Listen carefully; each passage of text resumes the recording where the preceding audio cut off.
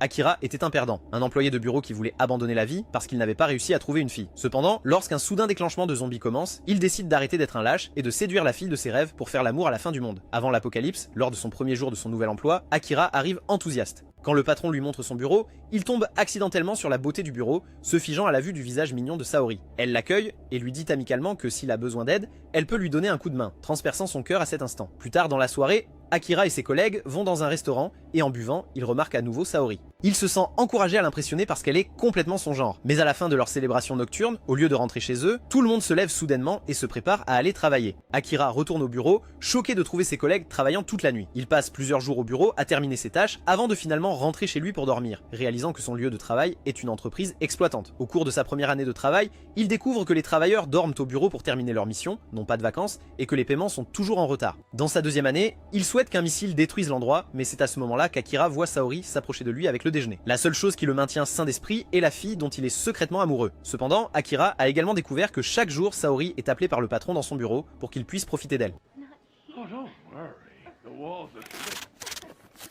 Dès la troisième année, la fatigue l'écrase et Akira sombre davantage dans la dépression. Chaque soir avant de dormir, il souhaite ne jamais se réveiller. Cependant, le lendemain matin, en se préparant pour le travail, il sort et remarque un avertissement concernant son abonnement. Il se rend chez le gestionnaire de l'immeuble pour le payer et frappe à la porte plusieurs fois sans réponse. La porte est ouverte, alors Akira entre, seulement pour voir un homme en train de manger quelqu'un avec fureur. L'homme se jette sur lui, forçant Akira à s'enfuir. Mais dehors, encore plus de gens poussés par la faim le poursuivent. Akira réalise qu'ils sont des zombies. Pour la première fois, il comprend qu'il n'a plus besoin d'aller au travail et son monde éclate soudainement de couleurs. Se sentant libre, il saute de l'appartement et s'enfuit des zombies avec un sourire. Il se souvient à quel point le monde peut être vibrant, réalisant que l'épidémie de zombies lui a accordé son premier jour de congé. Fou de joie, il commence à penser à des choses à faire pendant ses vacances inattendues, puis se souvient de Saori. Akira se demande si elle va bien et il se fiche qu'elle soit la mère secrète du bébé de quelqu'un d'autre car il veut juste la voir. Il se dirige vers son appartement déterminé à exprimer ses sentiments même si le bâtiment grouille de zombies. Lorsqu'il arrive à sa porte d'entrée, les nerfs le prennent tandis qu'il se demande quoi dire. Il sonne à la porte mais n'obtient pas de réponse, alors il ouvre la porte et remarque une paire de chaussures pour homme déjà à l'intérieur. Soudainement, son patron apparaît en sous-vêtements, déjà transformé en zombie. Akira déclare qu'il quitte son travail à cause de la déprime que cela lui cause. Rassemblant son courage, Akira pousse son patron par la fenêtre, le vainquant. Épuisé, il reprend à peine son souffle lorsque Saori apparaît soudainement. Il s'effondre en réalisant que Saori est également devenu un zombie après avoir eu des relations avec le patron découpé. En larmes, il lui avoue ses sentiments mais ne peut se résoudre à lui faire du mal. Au lieu de cela, il s'enfuit, obligé de se séparer de la femme qu'il aime. Ce soir-là, Akira se repose dans un magasin de proximité. Il achète une boisson et savoure sa fraîcheur. Il réalise qu'il n'a plus jamais besoin de travailler, mais aussi qu'il pourrait mourir à tout moment. Dans le magasin, il commence à écrire une liste de 100 choses qu'il veut faire avant de mourir ou de devenir un zombie. Quelques jours plus tard, Akira rêve de se faire crier dessus par son collègue à propos de finir son travail jusqu'à ce qu'il soit terminé et Akira travaille si dur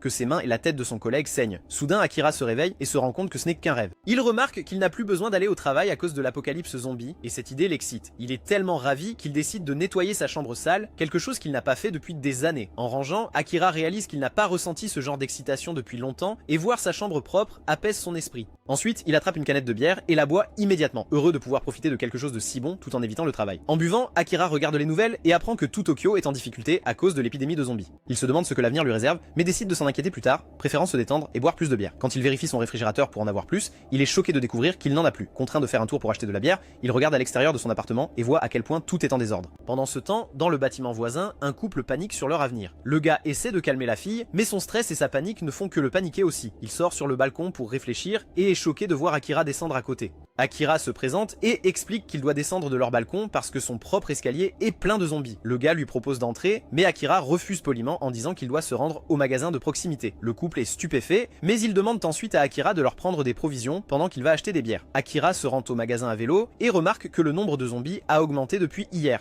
Il sait que s'il est entouré, il pourrait mourir, mais il s'en fiche car il a juste besoin de cette bière. Quand il arrive, il se sent heureux, chantant même une chanson, mais à l'intérieur, Akira est surpris de voir une survivante. Il remarque immédiatement à quel point elle est jolie et se sent gêné, se souvenant qu'il chantait bizarrement juste avant. Il essaie de parler un peu pour expliquer pourquoi il est là, mais elle ne répond pas. Avant de partir, il propose d'échanger leurs coordonnées, mais elle refuse sa demande, lui disant qu'il ne sait manifestement pas analyser les risques. Après tout, il va juste boire une bière en ignorant les éléments essentiels de survie, comme un imbécile complet. Avant qu'Akira ne puisse répondre, des zombies envahissent le magasin. Il essaie immédiatement de protéger la fille, mais elle le met au sol juste au moment où un camion s'écrase dans le magasin, renversant les zombies et les sauvant tous les deux. La fille part à vélo sans dire grand chose, et Akira n'arrive pas à croire qu'il vient de rencontrer quelqu'un d'aussi badass et belle. Alors qu'il sort dehors, des zombies commencent à le poursuivre. Son vélo est détruit par le camion et il ne sait pas comment rentrer chez lui, mais il voit un scooter abandonné dans la rue. Excité, il pense que c'est une amélioration qui l'aide à distancer les zombies, mais il se rend compte qu'il peut obtenir une amélioration encore meilleure. Il repère une Harley laissée avec ses clés encore à l'intérieur. Souriant, Akira monte dessus, roulant vite tout en risquant sa vie dans le processus. Finalement, Akira arrive à son appartement. Il grimpe au balcon de son voisin, réfléchissant à quel point sa journée a été bien remplie. Mais quand il vérifie le couple de tout à l'heure avec leurs provisions, il découvre que l'endroit a été attaqué et qu'ils sont morts. À minuit, Akira boit la bière qu'il a ramenée tout en regardant les informations. Il réalise que la vie est courte et qu'il doit faire plus avant de mourir. Il ouvre son carnet de 100 pages et écrit quelques souhaits comme escalader une montagne, à rencontrer son idole, Johnny Sins. À mi-chemin, il fait une pause pour penser à ses parents, puis ajoute un souhait de rentrer chez lui, passer du temps avec eux, terminant sa liste de souhaits à 33 souhaits. Pendant ce temps, le jour où Akira est allé acheter de la bière, la fille sexy et badass qu'il a rencontrée s'est réveillée dans son propre appartement. Elle commence immédiatement son entraînement sur le tapis de course et consomme des protéines. En courant, elle entend les nouvelles confirmant l'apocalypse zombie. Déterminée, la battante crée sa propre liste de 100, la sienne étant des règles de survie, un peu comme celle dans Zombieland. Elle regarde ensuite plusieurs films de zombies pour étudier différents types. Pour compléter ses préparatifs, elle décide d'observer les zombies autour de son appartement. Elle se rend compte que si elle fait face à plusieurs types à la fois, ses chances de survie diminuent considérablement. Sachant qu'elle doit rassembler des ressources, elle monte à vélo jusqu'à un magasin de proximité. Elle installe sa caméra pour guetter les zombies à proximité. Pendant qu'elle collecte des fournitures, elle aperçoit un délicieux Sakura Mochi. Tentée, elle est sur le point de l'attraper, mais s'arrête en se souvenant d'une de ses règles: réduire au minimum la consommation de sucre. Juste à ce moment-là, ses capteurs la préviennent que quelqu'un d'autre est à proximité. Elle enquête et est surprise de voir un autre survivant, Akira. Lorsqu'il entre dans le magasin, elle reste calme et observe sa réaction. Elle réalise rapidement qu'il est inoffensif, mais se sent déçue de le voir collecter de la bière au lieu de produits essentiels. Bientôt, des zombies se rassemblent à l'extérieur, attirés là à cause de lui. Quand Akira essaie de lui parler, les zombies font irruption et les attaquent tous les deux. Akira essaie de la protéger, mais elle le met rapidement à terre et Truken traverse quelques victimes de zombies comme prévu. Le méchant quitte le magasin, étonné qu'une personne aussi imprudente qu'Akira ait pu survivre aussi longtemps. Soulagée d'avoir survécu et sécurisé des provisions, elle revoit plus tard les enregistrements de sa caméra pour analyser le comportement des zombies. Mais ensuite, elle tombe sur l'enregistrement d'Akira, elle le voit sourire, buvant joyeusement de la bière au milieu de l'apocalypse. La vue la surprend et elle regrette de ne pas avoir pris ce Sakura Mochi pour profiter de la vie comme lui un peu. Quelque part dans le marché nocturne de Shinjuku, à l'intérieur d'un host club, leur hôte numéro 1, Sho et ses collègues essaient de calmer une fille qui pleure parce qu'elle a perdu ses parents. Sho lui offre des douceurs pour apaiser son chagrin, mais elle ne cesse de pleurer. Puis l'ami de Sho arrive et l'informe que des zombies entourent l'endroit. Sho dit poliment à la fille qu'il doit faire quelque chose et qu'il doit la laisser seule, mais elle tremble de manière incontrôlable. Remarquant cela, Sho promet qu'il reviendra pour elle, ce qui la calme. Ensuite, Sho et ses amis prennent des armes et des cocktails Molotov pour se préparer à défendre la zone contre les zombies. La horde se rapproche et pendant le combat, l'un d'eux est blessé et infecté. Pendant que cette bataille fait rage, Akira roule vers Shinjuku sur sa moto. Il est choqué de voir à quel point la ville est bondée de zombies, mais rien ne l'arrête alors qu'il cherche son meilleur ami Kensho. Quelques heures plus tôt, Akira se réveille et remarque que sa barbe commence à pousser. Il essaie de trouver l'inspiration pour la laisser pousser, car quitter son travail lui donne envie d'essayer de nouvelles choses sur sa liste de souhaits. Après avoir dessiné une fausse barbe sur son visage, il décide d'abandonner l'idée et de rester rasé de près. Puis son téléphone émet un bip avec une notification de demande d'amis. Excité, Akira vérifie l'application pour voir qui est en ligne, attendant pendant des heures, mais l'ennui s'installe alors qu'il se rend compte qu'il ne reste pas beaucoup de survivants. Soudain, il se souvient de Kensho. Il est certain que son ancien meilleur ami est toujours en vie, convaincu de la force et de la résilience de Kensho. Pendant ce temps, à l'intérieur d'un club, Kensho jette un coup d'œil dans le couloir et le voit rempli de zombies. Assoiffé, il boit sa dernière bouteille d'eau, frustré après des jours sans nourriture. Ce qui le frustre le plus, c'est que la fille qu'il a louée pour s'amuser est maintenant infectée et transformée en zombie dans la chambre. Heureusement, la passion de Kensho pour les menottes l'a attaché, l'empêchant de bouger. Affamé et fatigué, Kensho se souvient soudain d'Akira qui riait de toutes ses mauvaises blagues. Soudain, son téléphone sonne, il répond, choqué d'entendre Akira vivant et en bonne santé. Akira discute avec lui en lui disant de se remonter le moral, parlant si calmement que Kensho est stupéfait. Kensho explique qu'il est piégé à Shinjuku et que personne ne peut le sauver à cause des zombies environnants. Mais Akira s'en fiche et il dit à Kensho de lui envoyer un SMS avec l'adresse et raccroche avant que Kensho ne puisse objecter. En allant à Shinjuku, Akira se souvient de son passé avec Kensho. À l'université, Kensho était populaire mais cela ne les a jamais empêchés de se lier. Des années plus tard, Kensho est devenu un agent immobilier prospère tandis qu'Akira était coincé dans son travail épuisant. Lors d'un dîner de retrouvailles, Kensho s'est vanté de sa vie personnelle, frustrant Akira. Kensho l'a averti de quitter son travail mais Akira a réagi en l'accusant de se vanter, ce qui a tendu leur amitié. Maintenant, Akira regrette d'avoir passé des années dans un travail qu'il détestait et sauver Kensho ressemble à une chance de revivre leurs anciens jours de plaisir. De retour à Shinjuku, Sho est le dernier survivant. Il accepte son destin en pensant que c'est une noble façon de mourir après tout ce qu'il a fait. Alors qu'un zombie se précipite vers lui, un klaxon de voiture retentit soudainement, attirant tous les zombies loin et Sho n'arrive pas à croire qu'il est encore en vie. Les zombies de l'hôtel de Kensho sont également attirés par le son. Ils entourent la voiture qui explose ensuite et c'était Akira qui l'a déclenché. En entendant le bruit, Kensho entre dans le couloir et est stupéfait de le trouver dégagé de zombies. Il cherche un endroit sûr mais est soudainement accueilli par Akira, ce qui le surprend. Akira s'excuse bruyamment pour leur dispute, admettant sa jalousie du succès de Kensho et avouant qu'il regrette de ne pas avoir suivi son conseil. Kensho est sans voix, confus qu'Akira soit venu jusqu'ici juste pour s'excuser. Avant qu'il ne puisse répondre,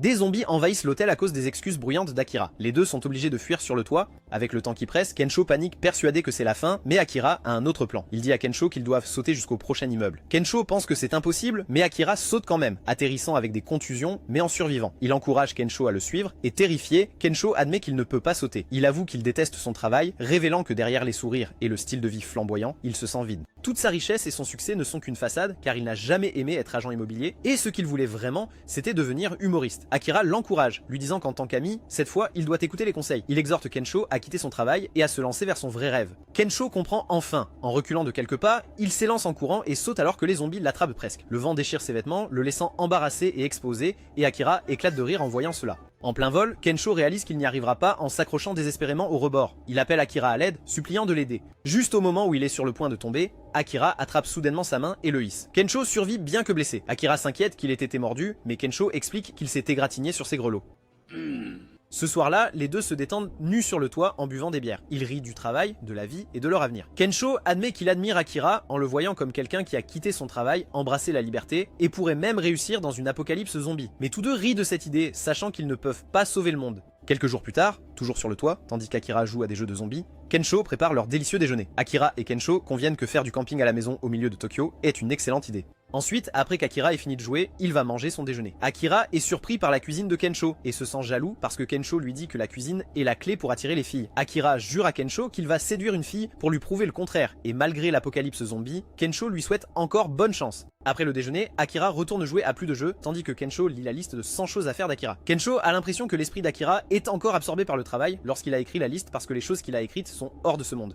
Puis Kensho écrit une partie de sa propre liste de choses à faire avant de mourir parce qu'Akira n'en a pas encore écrit 100. Akira essaie de l'arrêter mais Kensho lui rappelle que si Akira ne l'avait pas sauvé, il aurait pu mourir dans un love hotel quelconque à Shinjuku. En entendant cela, Akira laisse Kensho écrire sa liste de choses à faire avant de mourir. Puis Akira écrit qu'il veut avoir une télévision énorme, alors il décide d'aller en chercher une. En chemin, Akira demande à Kensho pourquoi il veut être humoriste. Kensho explique que même s'il est encore loin d'en devenir un, cela a toujours été son rêve depuis l'enfance. Akira se demande alors quel était son propre rêve d'enfant et se demande s'il pourrait compter le fait de travailler dans un bureau. Akira arrête sa moto lorsqu'il se retrouve dans une impasse devant un chemin en feu. Bien que le magasin de télévision soit à portée de main, soudainement un camion-citerne commence à semer le chaos en voyant des voitures voler. Akira et Kensho se retrouvent coincés et Kensho commence à crier à Akira de faire quelque chose, sachant que le camion explosera une fois qu'il les atteindra. Akira pèse les risques, puis se souvient de la jolie fille et a une idée. Tandis que le camion se précipite vers eux, Akira monte sur une rampe, l'évitant de justesse. Il se dirige ensuite vers le centre commercial souterrain pour les protéger de l'explosion causée par le réservoir d'essence du camion. Kensho ne peut pas croire qu'Akira ait pensé à quelque chose comme ça. Mais en arrivant dans le centre commercial souterrain, ils se retrouvent entourés de zombies. Ils aperçoivent un magasin à proximité, alors ils abandonnent la moto et se précipitent à l'intérieur, fermant rapidement la grille pour bloquer les zombies.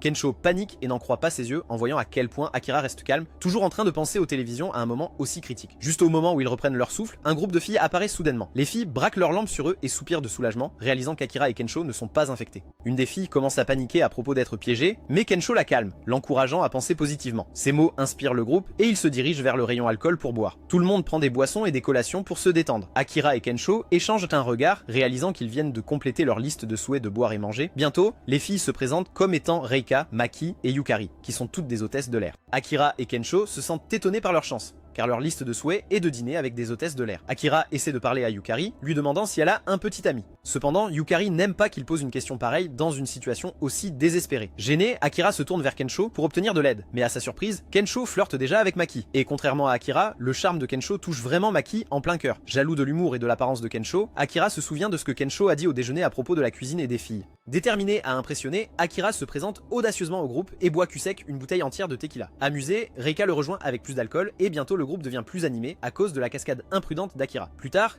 Kensho et Maki se faufilent dans la chambre pour passer un moment intime. Pendant ce temps, Akira entre en trébuchant dans la salle de bain pour vomir. Alors qu'il est malade au-dessus de l'évier, Yukari vient l'aider. Akira est surpris par la gentillesse de Yukari et commence à penser qu'elle pourrait avoir des sentiments pour lui. Elle admet qu'elle s'inquiète pour lui à cause de sa consommation excessive d'alcool, mais révèle ensuite qu'elle a déjà un petit ami qu'elle souhaite revoir bientôt. Akira se sent déçu, mais reconnaissant pour le bref moment où il a pu rêver. Pendant ce temps, Reika boit beaucoup et commence à se plaindre de ses problèmes. Le gars du groupe, déjà mordu par un zombie empire, il rampe vers Reika pendant qu'elle est trop ivre pour s'en rendre compte. Soudain, il l'attaque et elle crie.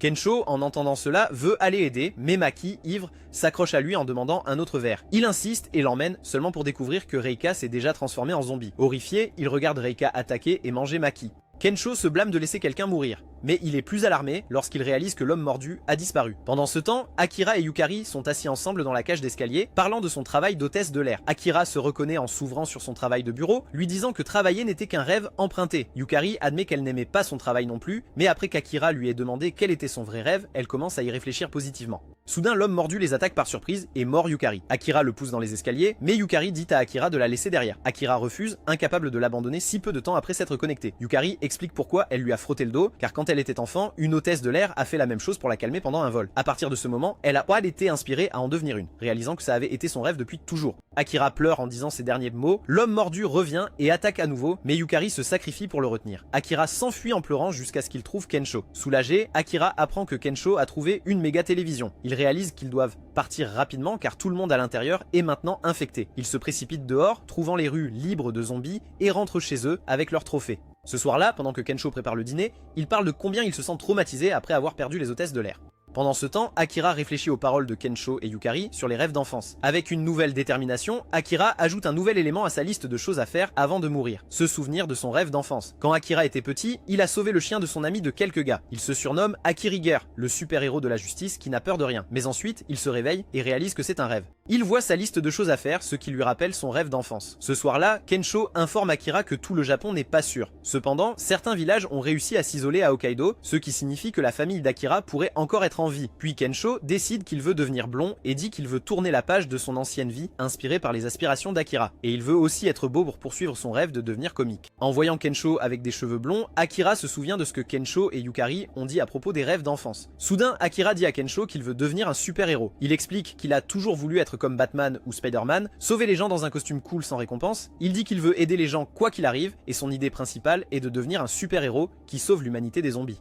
Kensho est surpris par l'enthousiasme d'Akira, mais le soutient de tout cœur. Bien qu'Akira ne puisse ni voler ni lancer de toile, il a déjà recherché comment vaincre les zombies. Ensemble, Kensho et Akira se dirigent vers l'aquarium, ravis car ils peuvent accéder au backroom. Kensho se sent mal à l'aise car l'aquarium est en mauvais état et pourrait s'effondrer à tout moment. En explorant, Akira trouve ce dont il a besoin, une combinaison spéciale en spandex qu'il peint en costume de super-héros. Pendant ce temps, en ville, un groupe de survivants est piégé dans un bus en panne d'essence. Il panique, débattant de ce qu'il faut faire, mais le conducteur suggère d'attendre que les zombies partent. Soudain, un passager se révèle être infecté et attaque les autres. Le groupe est forcé de descendre du bus pour être entouré par les zombies. Une fille parvient à s'échapper et court vers l'aquarium poursuivie par une horde. Elle trébuche et juste au moment où un zombie se jette sur elle, Akira apparaît et la sauve. Akira rayonne d'excitation et demande à Kensho ce qu'il pense du costume, mais Kensho hausse les épaules, ne sachant pas quoi dire. Il s'avère que la combinaison de plongée qu'il a obtenue était suffisamment solide pour résister aux morsures de requins, le rendant invulnérable aux zombies. Plus de survivants commencent à arriver à l'aquarium, et à la grande surprise d'Akira, la belle méchante d'avant est parmi eux. Déterminé à l'impressionner, il se lance dans l'action. Tandis que Kensho aide à guider les survivants à l'intérieur, Akira se retrouve face à un zombie, mais il a du mal car l'un d'eux parvient à le mordre au bras.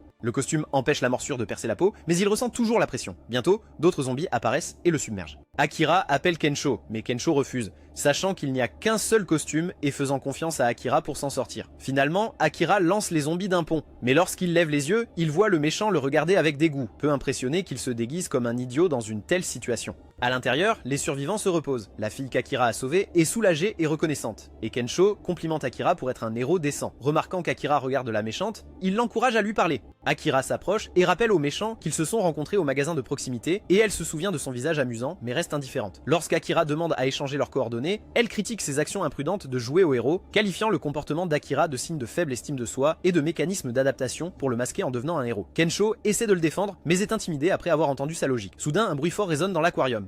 Akira et Kensho se précipitent pour enquêter, découvrant de l'eau s'infiltrant dans le couloir. À leur horreur, un grand requin blanc apparaît, mais celui-ci a des jambes. Ils avertissent les autres, déclenchant la panique.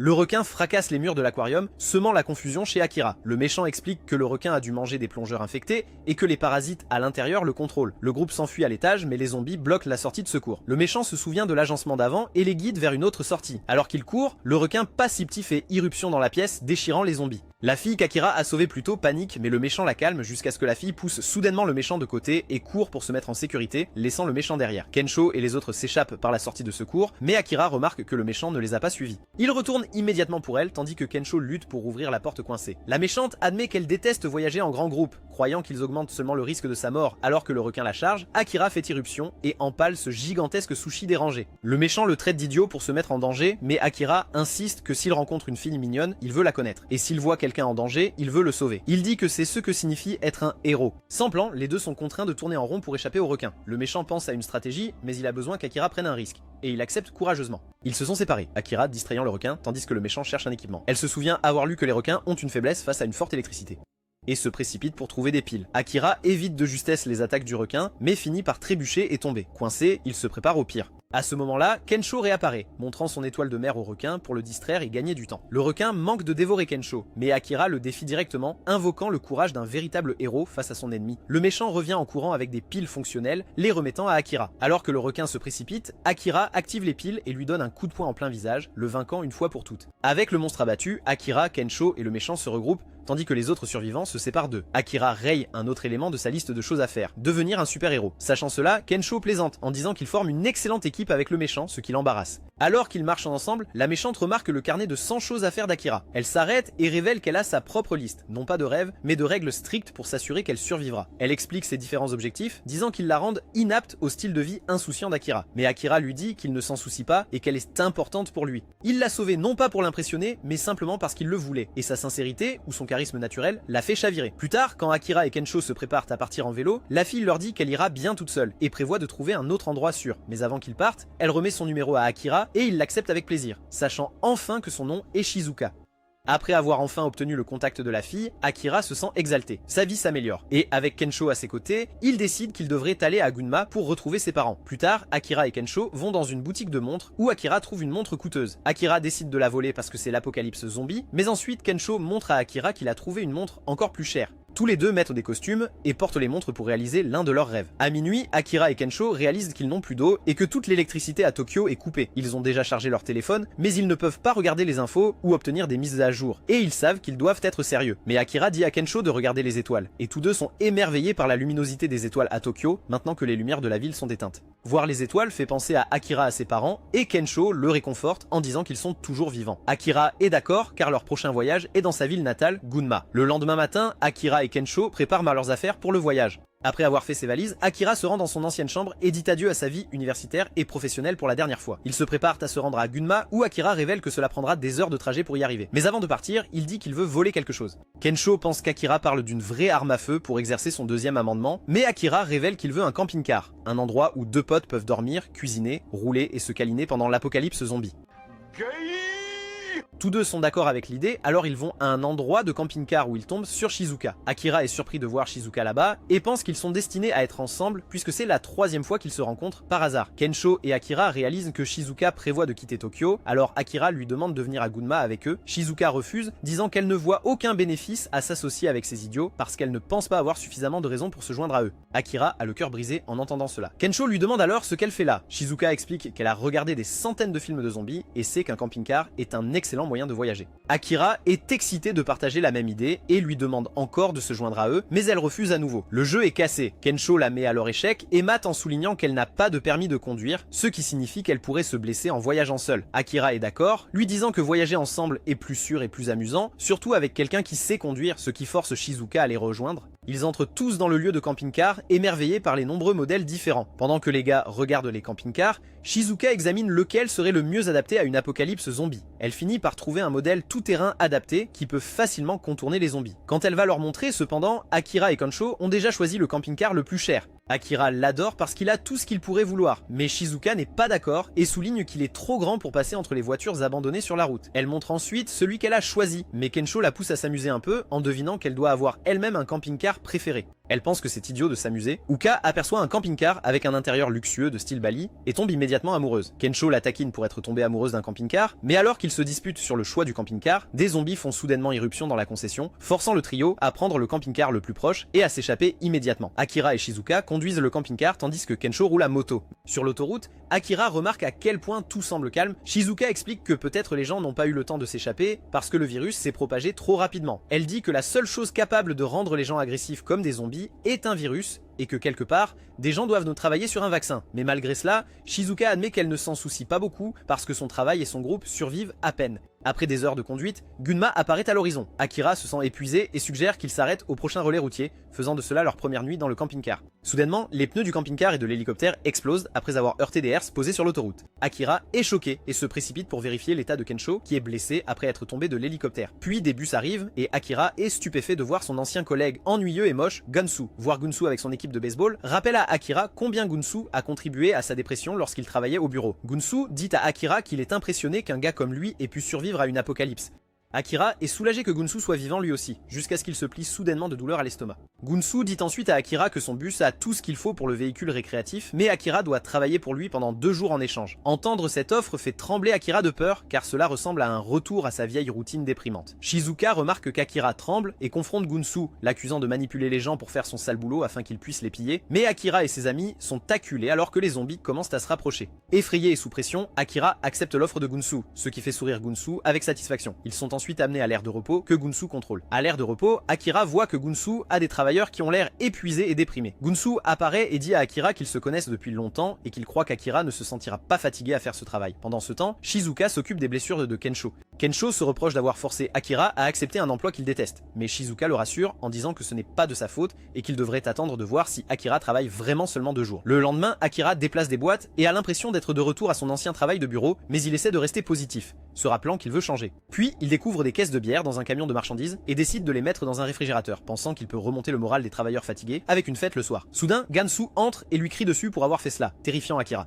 Mais ensuite, les amis de Gansu arrivent et voient les bières dans le réfrigérateur. Ils pensent que c'est Gansu qui les a apportées et le félicitent pour sa générosité. Gansu fait semblant et déclare qu'ils vont organiser une petite fête pour accueillir Akira, ce qui rend Akira furieux intérieurement. Plus tard, Akira remarque que Gunsu utilise des zombies comme travailleurs. Gunsu explique que les zombies peuvent être de bons équipements s'ils sont bien gérés, puis il dit à Akira qu'il n'est rien de plus qu'un équipement comme les zombies, tant qu'il reste silencieux et suit les ordres. En entendant cela, Akira se perd dans la routine, aveuglé par le travail à nouveau, jusqu'à ce qu'il commence à bouger comme un zombie lui-même. Pendant ce temps, Kensho essaie de comprendre pourquoi Gunsu parle à Akira de cette manière. Cependant, Shizuka comprend immédiatement car Gunsu lui rappelle son père qui l'a maltraité, et elle se rend compte que Akira et elle sont hantés par la peur laissée par les personnes abusives qui contrôlaient autrefois leur vie. Lorsque la fête de Gunsu commence, Shizuka se souvient de son passé avec son père. Elle a trouvé un jour un chien abandonné dans la rue, alors elle l'a ramené chez elle, mais son père lui a dit de s'en débarrasser. Il ne veut pas qu'elle perde son temps avec un chien car il veut qu'elle passe sa vie à réussir à la place. Shizuka doit finalement se séparer du chien parce que son père l'avertit qu'elle pourrait être abandonnée comme le chien. La fête de Gansu commence et ses amis boivent des bières froides pour accueillir Akira et son groupe. Mais Akira ne les rejoint pas parce que Gansu le force à travailler comme serveur. Lorsque les amis de Gansu n'ont plus de bière, Akira les sert immédiatement mais il se sent effrayé car cela lui rappelle son ancien travail de bureau. Puis, quand Gansu est à court de bière, une vieille femme le sert, ce qui le met en colère car il veut seulement être servi par de jolies filles. Il ordonne à Shizuka de le servir à la place et alors qu'Osuka verse sa boisson, Gonzu remarque sa silhouette. Il lui dit de prendre un verre avec lui et quand elle le fait, elle descend toute la bouteille seule. Gonzu est impressionné, plaisantant grossièrement que la bière n'est pas la seule chose qu'il veut qu'elle avale, puis il ordonne à Akira de lui en apporter plus. Akira lui sert accidentellement une bouteille vide, ce qui rend Gonzu furieux. Il crie après Akira, le traumatisant. Tandis qu'Akira reste figé, Shizuka est assise en silence, se souvenant de son passé et de comment Gonsu lui rappelle son père. Après la naissance de Sechizuka, tout ce qu'elle fait est basé sur les attentes forcées de son père. Son père, qui était un financier craint, dicte chacun de ses choix. Sechizuka ne se débarrasse jamais du chien abandonné, elle s'en occupe secrètement, étudiant même des livres de médecine sur les animaux, et le chien se rapproche d'elle. Un jour, elle dit à son père qu'elle veut devenir médecin, mais il la rejette, soulignant uniquement les aspects négatifs, et lui a même informé qu'il a euthanasié le chien pour elle, ce qui lui a brisé le cœur. En grandissant, son père continue de lui dire ce qui est bien et ce qui est mal, lui rappelant rappelant constamment qu'il soutient sa vie luxueuse. Les mots de Gonzu sur le fait de rester silencieux et de suivre les ordres touchent profondément Shizuka, lui rappelant son père, la raison pour laquelle elle est devenue ce qu'elle est maintenant. Le lendemain de la fête de bienvenue, Shizuka voit Akira se faire de nouveau crier dessus par Gonzo. Akira laisse tomber accidentellement des fournitures, ce qui met Gonzu en colère. Il blâme Akira pour tout, le laissant perplexe. Puis, après lui avoir crié dessus, Gonzu le complimente soudainement. Il dit à Akira que la liberté est difficile, car elle le force à penser par lui-même.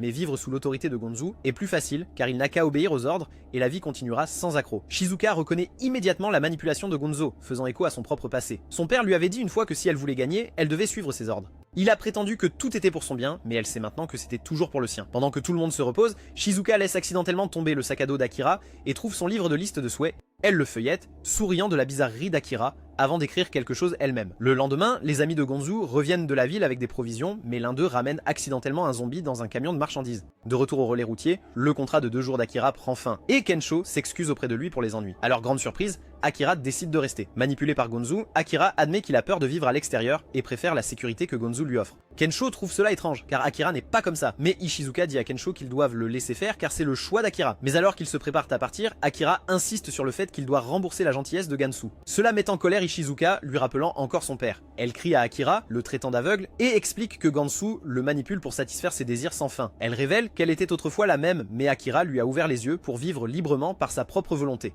Elle déclare qu'elle veut laisser Gonzu derrière avec tout ce qu'elle peut, choquant tout le monde. Elle défie Akira, lui demandant s'il est un zombie ou un humain parce qu'elle sait qu'il veut toujours accomplir sa liste de choses à faire avant de mourir. Shizuka remet à Akira son livre, où il voit qu'elle a écrit une entrée disant à son patron agaçant d'étouffer avec un hot dog. Gonzu est ennuyé, sachant que les femmes feraient quelque chose comme ça, mais quand il voit la liste de choses à faire, il la saisit et la piétine.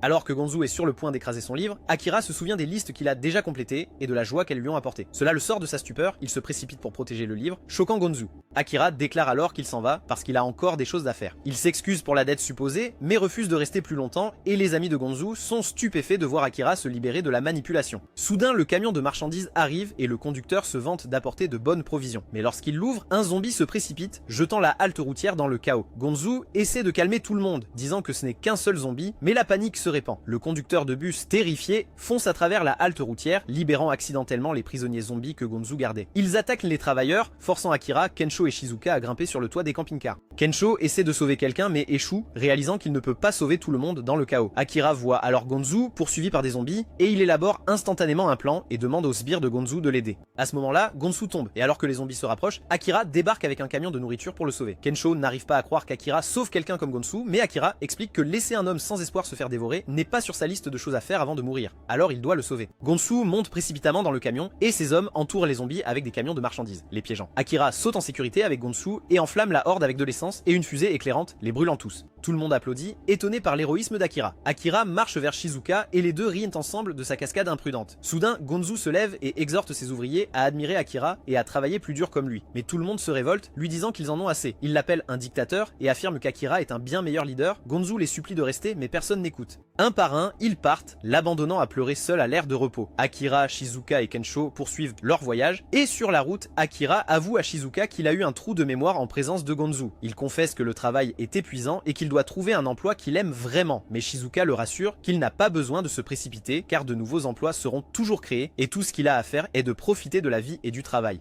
Akira sourit et est d'accord. Ensuite, Akira, Kensho et Shizuka arrivent enfin à Gunma. En se reposant près du canal, Akira leur demande s'ils connaissent la pleine conscience. Shizuka répond et explique que c'est quelque chose souvent demandé dans les emplois d'entreprise. Akira révèle qu'il veut garder cette mentalité, mais Kensho est confus quant à ce que la déclaration d'Akira a à voir avec le yoga Suppi qu'il pratique. Le trio continue leur voyage vers Gunma et Akira est heureux car il parvient à réaliser plusieurs éléments de sa liste de choses à faire avant d'y arriver. Il pense pouvoir terminer toute la liste en un mois, mais Shizuka lui rappelle que seulement s'il n'est pas interrompu. Sur la route, il voit des zombies entourant un camion. Il suppose qu'un survivant est coincé à l'intérieur car les roues explosent, alors il décide de le sauver. Akira est excité car cela signifie qu'il peut à nouveau utiliser son costume de super-héros. Alors qu'Akira se présente aux zombies, la survivante saute soudainement du camion et les bat comme si elle était dans Ghost of Yacht. La survivante porte un costume de samouraï et utilise des armes de samouraï avec une habileté incroyable. Le trio est impressionné, Shizuka pense même que cela ressemble à un drame. Après avoir vaincu tous les zombies, la survivante se présente comme Béatrix.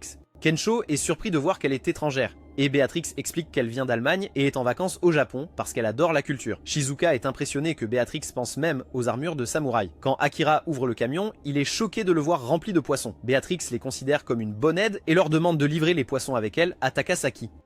Kensho et Shizuka y réfléchissent, pensant qu'elle veut livrer le poisson aux survivants. Mais Béatrix explique plus en détail que depuis l'enfance, elle est fascinée par la culture japonaise. Elle a économisé de l'argent pour voyager au Japon, mais quand elle est arrivée, l'apocalypse zombie avait déjà commencé. Elle survit en comptant sur sa passion, et elle veut livrer le poisson à Takasaki parce qu'on lui a dit que le dernier chef sushi est encore vivant là-bas. Kensho et Shizuka sont surpris par sa raison, mais Akira se lève soudainement et accepte d'aider parce que cela correspond à un de ses objectifs de vie. Sur la route pour rencontrer le chef, Akira est étonnée de voir Ginza. Béatrix explique qu'elle a parlé au chef sushi il y a 3 jours et espère que le Taisho est toujours en vie. Leur voyage s'arrête lorsqu'ils voient une armée de zombies bloquant le chemin. Akira et Béatrix se préparent à se battre, mais ils n'ont pas de plan. Shizuka se souvient de la carte qu'elle a étudiée plus tôt et élabore une stratégie. Le groupe piège les zombies au milieu de la route avec un camion et lorsque les zombies sont distraits, ils leur jettent des bouteilles d'alcool. La prochaine étape est de les enflammer. Mais les allumettes ne s'enflamment pas. Plus de zombies apparaissent, grimpant sur le camion et s'approchant de leur camping-car. Béatrix panique, mais Akira lui dit que la peur n'est qu'une excuse pour ne pas agir et qu'il refuse d'arrêter son voyage. Il préférerait devenir un zombie plutôt que d'abandonner son rêve de manger des sushis dans un bon restaurant. Ces mots touchent Béatrix, lui rappelant sa fascination d'enfance pour la culture japonaise. Elle rejoint Akira dans le combat et déclare qu'elle n'aura plus jamais peur. Ensemble, ils combattent les zombies qui envahissent le camping-car. Quand ils sont acculés, de la musique retentit soudainement d'un drone. Béatrix remarque que c'est son baladeur emprunté par Shizuka. Plus tôt, Shizuka avait préparé un plan B pour utiliser le drone afin d'attirer les zombies à un endroit et laisser Kensho les brûler avec un cocktail Molotov.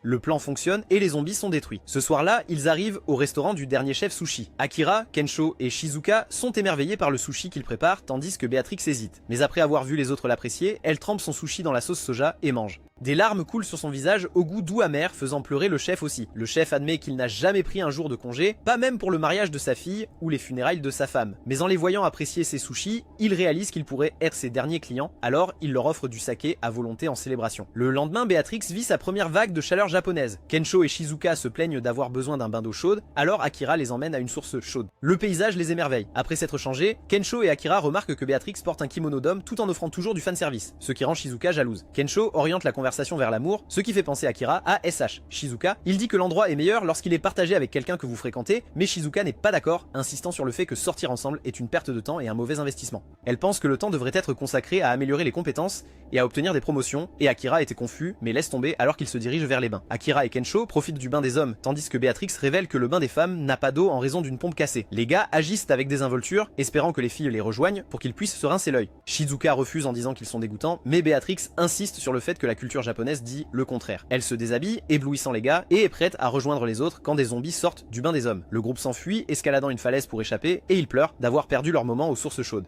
À minuit, Akira se réveille assoiffé et entend de l'eau. Il découvre une source chaude naturelle dans les montagnes, et il saute. À sa grande surprise, Shizuka est déjà là. Gênés, ils se font face nue comme des vers, et Shizuka tente de le chasser, mais Akira insiste que se détendre dans un bain chaud est sur sa liste de choses à faire avant de mourir. Setsuka reste à contre-cœur et il s'assoit séparément dans l'eau, gêné. Shizuka s'excuse d'avoir rejeté son point de vue sur l'amour, admettant que la désapprobation de son père a influencé ses paroles. Elle se livre sur elle-même, surprenant Akira. Elle sourit, disant qu'elle est mauvaise en romance, mais si elle tombe amoureuse, elle veut tomber pour quelqu'un avec qui elle peut être ouverte comme elle l'est maintenant. Ils rougissent tous les deux fortement, réalisant ce que Shizuka vient de dire, et elle tente rapidement de s'expliquer. Juste au moment où Akira essaie de dire quelque chose, Kensho et Béatrix arrivent. Kensho les taquine à propos de leur flirt, les rendant encore plus gênés, puis il les rejoint, ne voulant pas être le troisième roue, et Béatrix se déshabille aussi et les rejoint, accomplissant un autre élément de la liste de choses à faire, profiter d'un moment dans un bain de source chaude. Il y a des années, avant qu'Akira ne parte pour Tokyo, il parle à son père de ses besoins. Son père lui dit qu'un homme sans rêve ne vaut rien par rapport à une méduse, mais Akira ne l'écoute pas parce que son père est un humble fermier de campagne.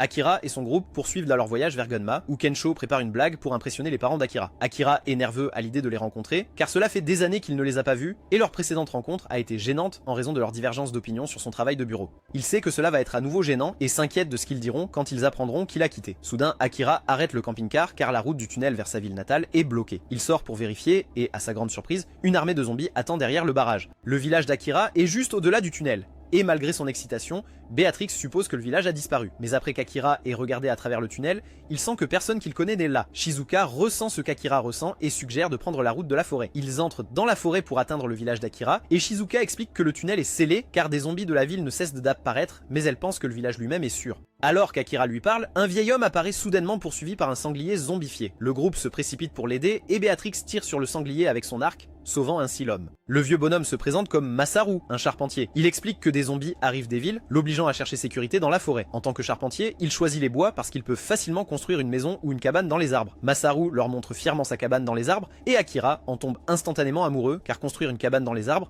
est l'un de ses objectifs de liste de souhaits. Masaru dit qu'il est seul dans la forêt depuis un moment. Mais cela ne le dérange pas car il n'est pas interrompu et les zombies ne peuvent pas l'atteindre car il peut toujours construire plus haut. En montrant la cabane dans l'arbre, Akira propose de l'aider à la terminer. Shizuka soupçonne qu'il le fait seulement parce que c'est sur sa liste de choses à faire avant de mourir. Mais Masaru accepte leur aide et Akira devient euphorique. Masaru apprend à Akira et Kensho comment construire la cabane parfaite. Il leur dit qu'ils doivent comprendre la forêt et si jamais ils ne sont pas sûrs, ils devraient demander à la forêt. Il explique que s'ils apprennent à l'écouter, ils peuvent devenir attentifs et entendre la voix de la nature elle-même. Akira est émerveillé comme si ce vieux type était Gandhi car la leçon semble profonde et il la relie à sa propre vie, réalisant quelque chose de nouveau sur le monde et sur lui-même. Alors qu'ils continuent à construire, Masaru complimente les compétences d'Akira, disant qu'il lui rappelle son fils. Quand Akira demande des nouvelles de son fils, l'atmosphère devient tendue. Masaru révèle calmement que son fils a été mordu par sa femme et qu'il a été forcé de les achever tous les deux. Ce souvenir fait perdre l'équilibre à Masaru, mais Akira le rattrape et le rassure en disant qu'il a toujours son soutien. Ensemble, ils terminent la cabane dans l'arbre. Le groupe en profite pendant quelques heures, mais Akira choque tout le monde en décidant de partir immédiatement au lieu de rester plus longtemps. Il explique qu'il ressent un fort besoin de voir ses parents. Masaru comprend et leur dit qu'il restera dans la forêt s'ils ont besoin de lui. Le groupe se sépare et continue vers le village d'Akira.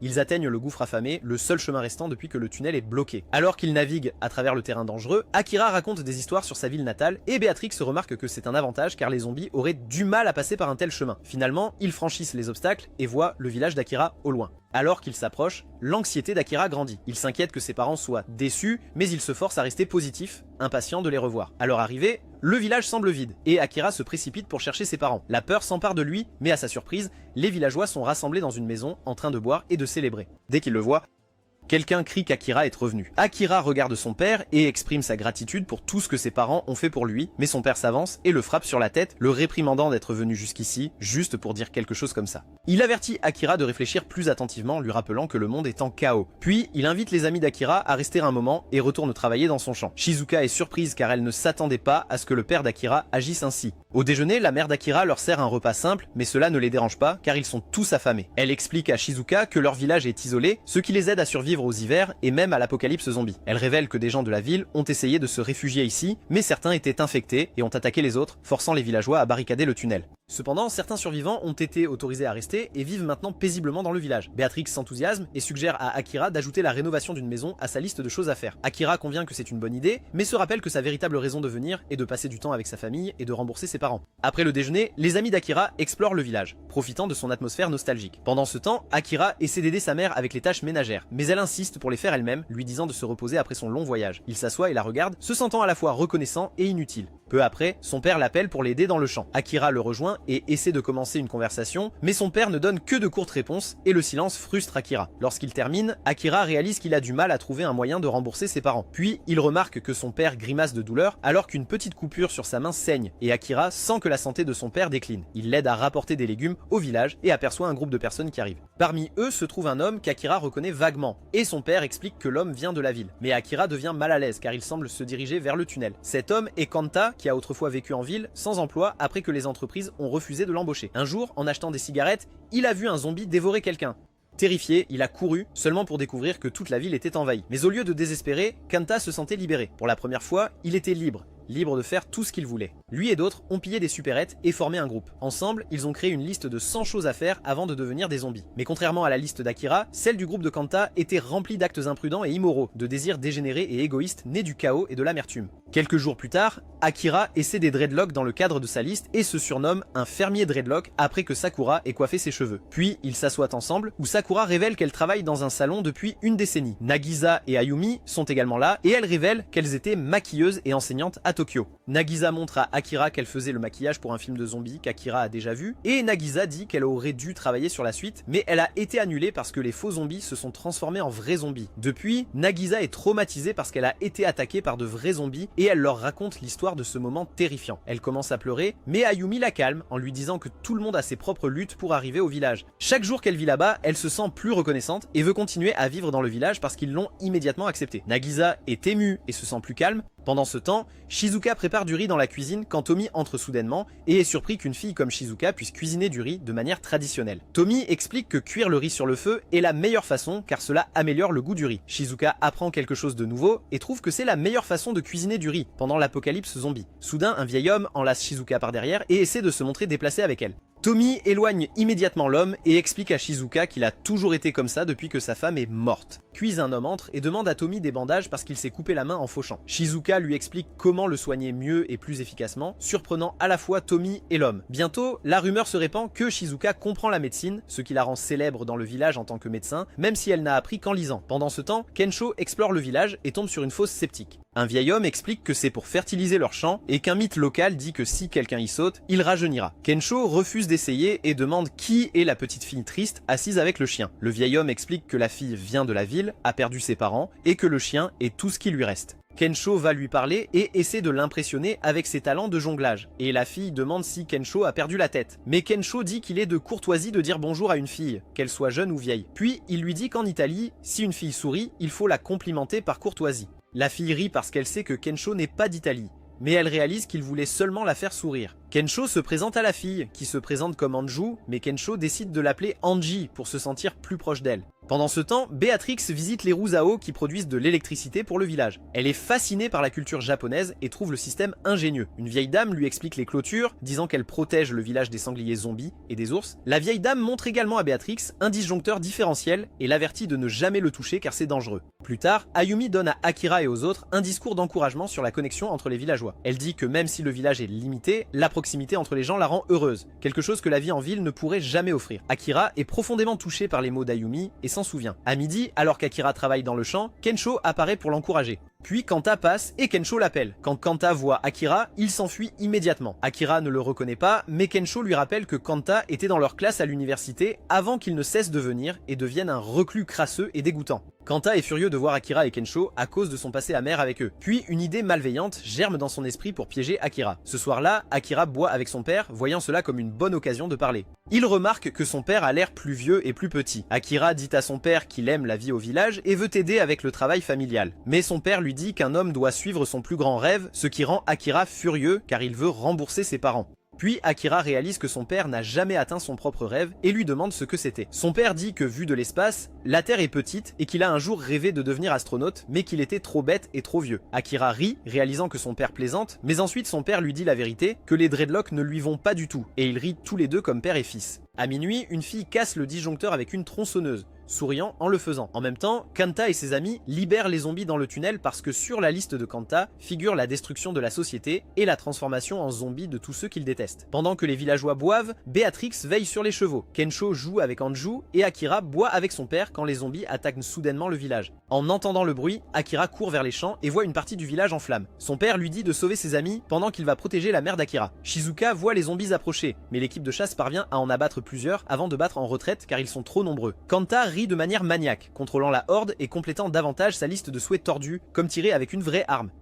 Shizuka n'arrive pas à croire que le village brûle et pourrait être détruit. Kensho porte Anju tandis que les zombies les poursuivent, mais Béatrix arrive, tranchant les zombies avec son katana pour les sauver. Kanta, Béatrix, Asa, Shizuka et Akira se regroupent, et Shizuka dit qu'ils doivent sauver les villageois. Kensho suggère de s'échapper par la clôture, mais elle est à haute tension. Béatrix insiste qu'elle ne choque que les animaux, mais quand Kanta la teste, il est électrocuté. Béatrix réalise que les villageois ont dû se tromper et que le disjoncteur est détruit, ce qui signifie qu'ils sont piégés. Soudain, Kanta et ses amis arrivent dans un camion Ben, en riant et en profitant du chaos. Kanta réalise qu'ils ont tout causé et Kanta déclare qu'avant de se transformer en zombie, sa liste de choses à faire est de ruiner tout ce qu'Akira aime parce qu'il a toujours détesté à quel point Akira et Kanta pouvaient être heureux. Shizuka est horrifié par sa raison, mais Akira dit à Kanta qu'il respecte son désir de faire ce qu'il veut parce qu'il fait la même chose. Mais Akira lui rappelle que s'il veut utiliser sa liberté, il doit aussi respecter la liberté des autres. Kanta est stupéfait. Akira lui montre sa propre liste de choses à faire inachevées et dit qu'il n'abandonnera pas encore. Kanta affirme qu'il n'a pas fini la sienne non plus, donc ils doivent les compléter avant que les zombies ne les attrapent. Pendant qu'ils se disputent, Anju cherche son chien. Béatrix va essayer de réparer le disjoncteur, mais est suivie par un des amis de Kanta. Akira dit à Shizuka qu'il doit rembourser ses parents, ce qu'elle ne comprend pas complètement, mais auquel elle s'identifie émotionnellement. Après que Shizuka soit allé aider les villageois, Kensho remarque qu'Anju a disparu et dit à Akira qu'il doit la retrouver. Akira et Kensho se séparent à nouveau, promettant de se retrouver plus tard. Alors que le groupe se sépare pour poursuivre leur liste de souhaits, Kanta ordonne à ses amis de faire ce qu'ils veulent, mais surtout de détruire l'espoir d'Akira et de regarder son village sombrer dans le chaos. Tandis que Kanta contrôle la horde de zombies, Akira se bat à travers la foule, déterminé à sauver ses parents et à leur rendre l'appareil. Les parents d'Akira sont piégés dans une maison avec Nagisa et Oyumi, où son père s'évanouit presque à cause de sa maladie. Pendant ce temps, Anju court frénétiquement à travers le village à la recherche de son chien. Elle le trouve enfin, en train de s'amuser avec une poule, mais avant qu'elle ne puisse réagir, Kensho apparaît et lui met une main sur la bouche, l'avertissant que des zombies sont proches. Il chuchote qu'ils doivent rester prudents. Anju commence à pleurer, disant que son chien est la seule chose qui lui reste. Kensho la soulève sur un toit voisin pour que les zombies ne puissent pas les atteindre. Soudain, Shigenobu apparaît et dit à Kensho à quel point sa vie a été misérable. Consumé par le ressentiment, Shigenobu essaie de pousser Kensho dans la horde, mais Kensho parvient à s'accrocher et riposte. Pendant ce temps, Beatrix atteint la route à eau, essayant de l'arrêter pour sauver le système électrique du village. Mais Tuko apparaît et l'attaque, se vantant d'avoir remporté un championnat d'escrime. Tuko brise le katana de Beatrix, mais Beatrix sort rapidement une lame de rechange et leur duel féroce commence. Ailleurs, Shizuka essaie de convaincre Tom et les autres anciens de fuir avec elle, mais ils refusent, disant qu'ils sont trop vieux pour marcher vite. Ils lui disent de les laisser derrière et de se sauver, mais voyant les zombies entourer la zone, Shizuka décide de les attirer ailleurs, agissant sans calcul pour la première fois. À l'intérieur de la maison barricadée, les parents d'Akira et les autres restent piégés alors que les zombies se rapprochent. Soudain, Akira fait irruption, abattant plusieurs zombies. En combattant, il crie tout ce qu'il a toujours voulu faire pour ses parents. Son père, entendant ces mots, est ému aux larmes. Quand Akira est sur le point d'être submergé, son père le tire à l'intérieur et lui dit que s'il veut vraiment les remercier, il devrait s'occuper de sa mère avant de partir se sacrifier. Le passé de Shigenobu défile dans son esprit. Il avait autrefois une vie de couple qu'il trouvait étouffante. Tandis que son voisin était promu, il se sentait coincé et constamment comparé par sa femme. Chaque soir, il s'échappait dans des bars et des cybercafés, blâmant sa femme pour tous ses malheurs. Naoki, quant à lui, travaillait autrefois dans un restaurant chic, mais sa paresse le rendait détestable aux yeux de tous. Shizuka échappe aux zombies et se cache dans un champ, mais le nouveau Didi, Naoki, apparaît et la voir est l'un de ses objectifs de vie. Horrifié, Shizuka court, mais Naoki l'arrête, maudissant encore sa malchance pour avoir gâché son moment. Pendant ce temps, le Didi original, Hiko, se réveille, sentant l'esprit de sa femme le guider. Béatrix et Tuko continuent leur combat intense. Tuko est impressionné par les compétences de Béatrix, mais devient impatient et fait vrombir sa tronçonneuse, attirant les zombies plus près. Béatrix la traite de maléfique, mais Tuko, tremblant de rage, commence à divaguer sur son passé misérable. Et plus elle se souvient, plus ses coups deviennent violents. Ailleurs, Kensho lutte toujours avec Shigenobu. Alors que Shigenobu parle de sa femme, Kensho l'interrompt, disant la vérité qu'il est le problème, car il n'est qu'un mari médiocre qui n'a jamais apprécié sa femme. Shigenobu craque et pousse Kensho, mais Kensho l'entraîne avec lui. Les zombies se rapprochent et Shigenobu panique. Pensant rapidement, Kensho plonge dans la fosse sceptique pour se cacher, tandis que Shigenobu, terrifié, court vers la clôture et se fait électrocuter. Acculé à nouveau, Shizuka se prépare à être embrassé, jusqu'à ce que Hiko rallie les vieux villageois pour la sauver, criant qu'ils ont survécu à des choses plus dures que les zombies. Shizuka distrait Naoki en parlant de comment changer sa chance, ce qui l'enrage. Il pointe une arme sur elle, mais Hiko arrive à temps et tire sur l'arme de la main de Naoki. Shizuka soupire de soulagement, et Naoki se précipite à nouveau vers elle, mais les anciens interviennent, le rendant inconscient par respect pour le courage de Shizuka. Alors que Naoki est à terre, il blâme encore sa malchance. Shizuka lui dit que la chance ne change que lorsque le comportement change. Se tournant vers les anciens, elle les remercie, disant qu'elle est la chanceuse de les avoir. De retour avec le duel des deux méchants, Tuko crie à Béatrix que les personnes avec des idéaux tordus méritent d'être dévorées par des zombies. Béatrix rétorque que l'état d'esprit de Tuko est sa propre chute et que sa vie normale n'est pas universelle. Tuko refuse d'écouter, mais profitant de sa rage, Béatrix attire les zombies vers la roue à eau. Alors qu'ils affluent, elle grimpe dessus, utilisant son mouvement pour bloquer le mécanisme et couper le courant. La roue s'effondre, manquant de peu d'écraser Tuko. Elle esquive, choquée d'avoir été surpassée par une étrangère, mais Béatrix la laisse derrière et les zombies dévorent Tuko, là où elle se tient. Pendant ce temps, le père d'Akira se bat désespérément à l'extérieur de la maison, taillant les zombies. Akira essaie d'ouvrir la porte pour aider, mais son père lui crie de la garder fermée, sinon ils mourront tous. Akira regarde impuissant son père repousser les morts vivants. Lorsqu'il n'en reste que 3, son père se saisit soudainement la poitrine, son cœur lâchant, il s'effondre, réalisant que son heure est venue, prêt à mourir pour protéger sa famille. À ce moment-là, Kanta arrive dans un camion Ben, écrasant les zombies et sauvant le père d'Akira. Mais ses intentions sont sombres. Il sourit et dit à Akira qu'il veut le voir devenir un zombie. Tenant le père d'Akira en otage, Kanta force Akira à faire un choix impossible entre sauver son père ou sauver tout le monde. Quand Kanta était petit, il avait beaucoup d'amis et passait chaque jour d'été à des fêtes à la piscine. Mais en grandissant, ses amis commencent à remarquer qu'il est un introverti naturel, et finalement il s'éloigne, le laissant seul. Pendant des années, Kanta a passé son temps en solitude, que ce soit à l'école ou à la maison. Lorsqu'il entre à l'université, il essaie de se changer, faisant tout ce qu'il peut pour se faire des amis. Mais tout le monde le voit toujours de la même manière, comme un introverti. Un jour, il devient furieux du fait qu'il ne peut pas changer, puis il aperçoit Akira riant joyeusement avec ses amis. L'envie brûle en lui car Akira semble toujours heureux, entouré de gens sans effort. Maintenant, dans un acte tordu de ressentiment, Kanta prend le père d'Akira en otage, voulant détruire le bonheur qu'il n'a jamais eu. Akira est acculé et ne sait pas quoi faire. Lorsqu'il se prépare à sortir, son père le lui interdit, avertissant qu'ouvrir la porte pourrait mettre en danger la vie de tout le monde. Akira proteste qu'il ne peut pas rester là à regarder son père mourir, mais son père révèle calmement que son temps est de toute façon limité. Confus, Akira apprend de sa mère que son père est malade, et même les médecins ne savent pas comment le guérir. Désespéré, Akira insiste qu'il doit y avoir un moyen de le soigner pour qu'il puisse vivre à nouveau en famille. Mais son père sourit faiblement et lui dit que pour vraiment les remercier, Akira doit aider l'humanité. Et si Akira peut faire cela un jour, son père dit qu'il sera fier, même dans la mort. Akira ressent le poids des mots de son père peser sur lui, se souvenant de toutes les luttes de ses amis et de sa famille. Pendant ce temps, dehors, Kanta attend impatiemment qu'Akira sorte. Quand Akira ne le fait pas, Kanta devient agité.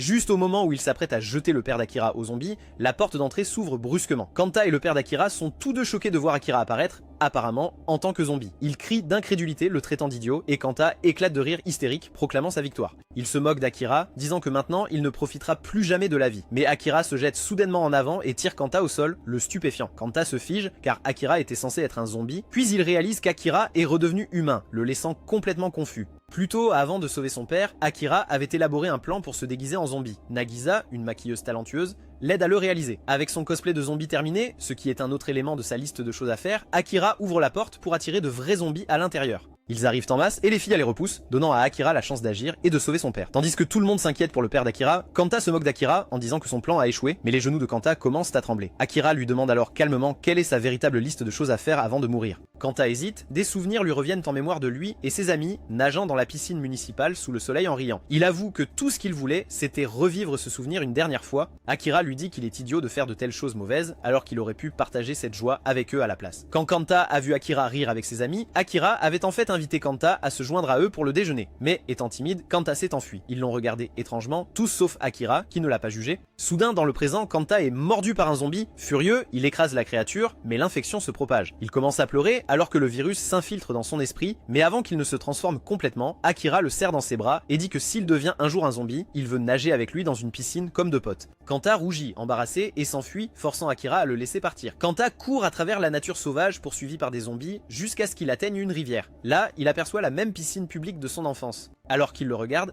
il voit un Akira zombifié déjà flotter à l'intérieur. Se souvenant des mots d'Akira, Kanta entre dans l'eau pour le rejoindre, tenant leur promesse. Pendant ce temps, Akira atteint les clôtures où les villageois sont rassemblés, tout comme ses amis. Il est confus par l'apparence sale et puante de Kensho. Shizuka lui rappelle que des zombies les poursuivaient. Tout le monde panique, incertain de comment s'échapper par-dessus la clôture. Soudain, Béatrix arrive, chevauchant une immense roue à eau. Elle ne peut pas l'arrêter, traversant la clôture et ouvrant le chemin pour que tout le monde puisse fuir. Akira mène le groupe vers un pont suspendu pour découvrir que le pont est manquant. Tout espoir semble perdu jusqu'à ce que Masaru apparaisse, lançant à Akira un pont de remplacement. Akira et Kensho maintiennent le pont en place pendant que tout le monde traverse. Lorsque les zombies sont presque sur eux, les deux hommes sautent ensemble de l'autre côté. Shizuka et Béatrix craignent d'être tombés, mais à leur surprise, Akira et Kensho s'accrochent aux cordes, se hissant en sécurité. En grimpant, Akira dit à Kensho que Kanta voulait juste des amis. Kensho traite Kanta d'imbécile pour avoir fait des choses mauvaises, mais Akira insiste que n'importe qui pourrait finir comme lui, y compris lui-même, qui a failli se perdre une fois dans le vide de son travail de bureau. Une fois de retour sur la terre ferme, le père d'Akira le félicite d'avoir sauvé tout le village, réalisant ainsi un autre des rêves de sa liste de choses à faire avant de mourir. Quelques jours plus tard, les villageois ferment le tunnel rempli de zombies et commencent à reconstruire. Sous la direction de Masaru, la construction progresse rapidement. Tomi remercie Shizuka d'avoir aidé les anciens à retrouver l'espoir et à continuer à vivre. Kensho et Anju reconstruisent les clôtures ensemble, et Kensho remarque qu'Anju semble être une nouvelle personne. Elle lui dit qu'elle a fini de pleurer à cause des zombies parce que quelqu'un a enfin réussi à la faire sourire, remerciant le prochain Kevin Hart, Kensho, de l'avoir remonté. Ce soir-là, Akira s'occupe de son père malade. Sa mère lui dit que son père s'est toujours inquiété pour lui, non pas à cause de l'apocalypse zombie, mais depuis le jour où Akira est parti pour Tokyo. Submergé par l'émotion, Akira promet que s'il arrive quelque chose, il prendra soin de sa mère et du village. Puis sa mère révèle la vérité, que son père n'a que des hémorroïdes. Le groupe est stupéfait par cette maladie stupide, et Akira éclate de rire, soulagé. Toujours souriant, il se souvient du conseil de son père de rêver en grand. Soudain, Akira se lève et annonce qu'il quitte le village pour parcourir le pays, sauver le monde et guérir les hémorroïdes de son père. Ses amis sont choqués, mais son père rayonne de fierté devant le grand rêve de son fils. Akira écrit une nouvelle entrée dans sa liste de choses à faire, guérir les hémorroïdes de son père. Puis, il invite tout le monde à ajouter leurs propres rêves. Le groupe se rassemble, griffonnant de nouveaux objectifs pour leur prochaine aventure, apportant un sourire fier aux parents d'Akira. Le lendemain matin, Akira et ses amis se disent au revoir. Shizuka rappelle à Hiko qu'elle n'est pas sa femme. Anju pleure et dit à Kensho de revenir bientôt. Et la mère d'Akira lui remet des algues cuites pour qu'il ne meure pas de faim sur la route. Avant de partir, le père d'Akira promet de prendre soin de sa femme, ce qui fait sourire Akira. Alors qu'ils partent, Akira propose de se diriger vers le nord, où de nombreux survivants seraient, tandis que d'autres plaisantent sur le fait d'aller en Amérique pour fabriquer le vaccin. Les jours passent, alors qu'ils combattent des zombies et rencontrent d'autres survivants. Au lieu de chercher immédiatement un remède, ils prennent le temps de faire du tourisme, de rire et de profiter de leur voyage. Et donc, pour leur prochaine destination, Akira et ses amis se dirigent vers Hokkaido, qui sera dans la saison 2, qui n'existe pas encore. Commentez ci-dessous zombie si vous avez regardé jusqu'à la fin. Abonnez-vous pour ne pas manquer la prochaine vidéo.